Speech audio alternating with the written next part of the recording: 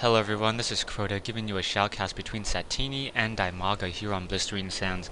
Now, some of you may be wondering how I still have time to do some of these shoutcasts.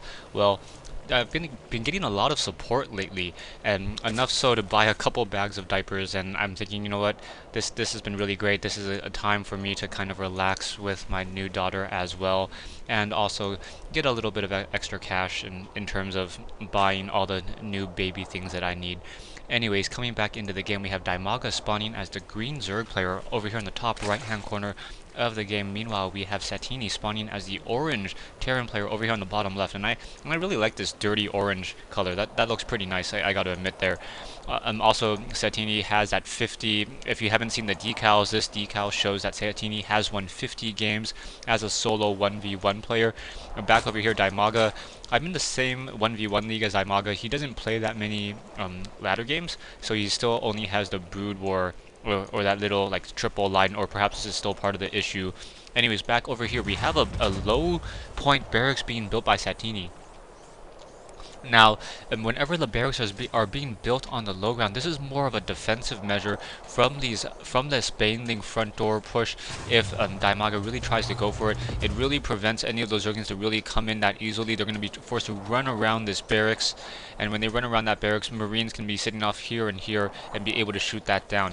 But by the looks of it, it looks like Dimaga going for a 14 hatchery before even getting a spawning pool. So a 14 hatchery before spawning pool, that's a very, very aggressive macro play, and we'll see whether or not Satiini will be able to really capitalize on this. Tech lab now being placed down, so we may go from a tech lab into Reapers with a bunker being placed on this front door. However, Dimaga, very, very smart, has this Overlord above, right outside, giving sight to this hatchery. That's really, really important for Satiini. Satiini may try to put a bunker back over here, and that Overlord's being forced to run back or fly back over. Yeah, and here comes that bunker, and Dimaga currently does see it. So Dimaga sees that there is that bunker being placed down, and now drones are going to be coming off the mineral line in order to do that harassment. Really wants to focus down this one SCV there. If that SCV can hide around, perhaps switch locations easily, move back, move away, as those drones are now attempting to focus down this one bunker.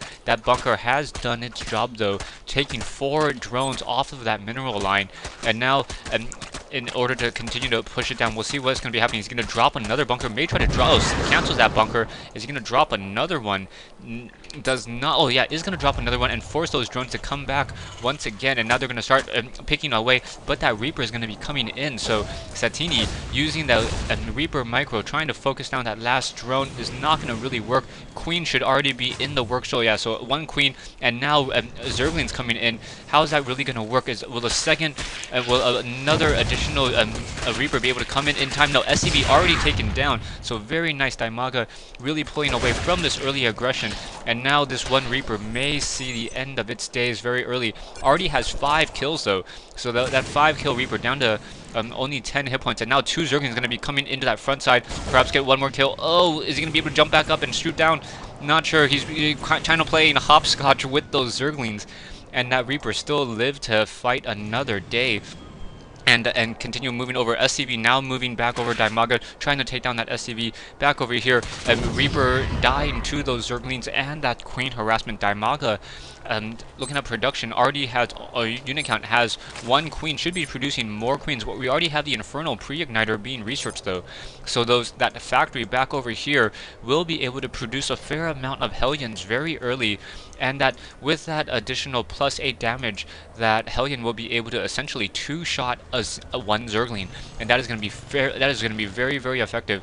Hellions are very strong against the Baneling front door, but not because they're strong against Banelings. Banelings actually destroy Hellions. It's because the Hellions are able to handle the Zergling run by after that really moves on out. So Hellion doing 14 damage versus a Zergling, now gonna really move on in with the Zergling getting toasted right there, unable to even get a single shot off, as the tech lab gonna be finishing up that Infernal pre-igniter research.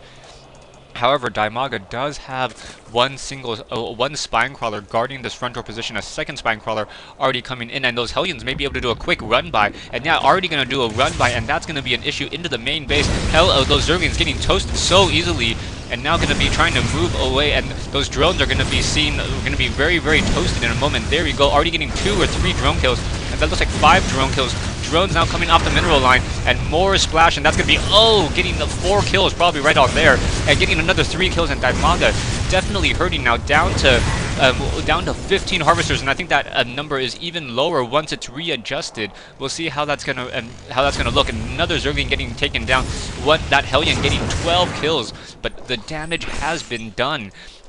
We currently see 2 additional queens being produced, and those queens definitely need to come into play in order to really move on out and really take care and really try to power drone back up. That really needs to happen. But yeah, already we have starports coming into play. Starport, perhaps a queen, and now an armory. So we may be getting a Thor. This is a little bit of a weird switch in tech for Satiini. Satiini teching Cloak, building Banshees, getting an armory, and perhaps getting Thors as well. That's very, very diverse. I don't know if Satiini will be able to have the income to really support that. He's only sitting on 21 harvesters, and still he needs to get up to 24. He needs to get up to 30 harvesters very early in order to really push that back out. Command center nearing completion, perhaps going to be and start producing some SCVs. Try to fully saturate this line and build to an orbital command first. But 3 spine crawlers sitting here, Overlord sitting guarding this back door. Marauders or Reapers would be a good call in order to try to take down these destructible rocks as well. Marines were trying to, I guess, get some shots off on that Overlord. Overlord deciding to fly away and going to be watching over here at that natural expansion. Dimaga does not know about this command center being built over here, now upgrading to an orbital command. We have a Banshee being produced, and do we have any Thors being produced? No, no Thors being produced. Also researching siege tech, so that's fairly interesting. And in comes this Banshee. Banshee now coming in. We'll see how this is going to work. And now Banshee able to get 1 shot, 2 shots off, and now quickly cloaking, trying to hurt the economy of Dimaga. Dimaga, even though he was down to 11 drones, because of all of these queens, were able to really just push on through. We are not yet at tier 2, so no overseers coming in. This Banshee may be able to get perhaps 6 or 7 more kills before it is going to be revealed. Trying to focus down those drones, and now overseer now coming in, and that Banshee down to 15 energy. Overseer Cocoon just morphing very, very easily, very steadily, and just trying to just take down all of those drones. Harvester count very, very low. Overseer now revealing that Banshee. Banshee down to 5 hit points. There it goes, and it is finally taken down. So yeah, Zerg have a very, very easy way of getting overseers, now focusing down these spine crawlers, so that spine crawler going to get taken down, and perhaps a quick cloak going to come in as well, and then try to focus down the spine crawler. No, not going to focus it down. Queens have plenty of energy, can easily transfuse each other, and Dimaga being forced to spend the necessary minerals and resources on upgrading those overseer or overlords into overseers for additional sight. I believe that's a 50 and 100, or 50 and 50. My ad banner's blocking that, and I don't normally play Zerg. I'll look that up for you guys some other time. Back over here, Overlord now is still being able to give sight, and knows that Satiini is in fact mining out of the natural expansion. You can already see that Dimaga, as a Zerg player, trying to hit the mineral line is just fairly difficult. It is so hard to deal the necessary damage to really hurt an economy, because the layers and hatcheries are able to produce so many drones so easily. Anyway, stay tuned for part 2 of this replay between Dimaga and Satiini here on Blistering Sands.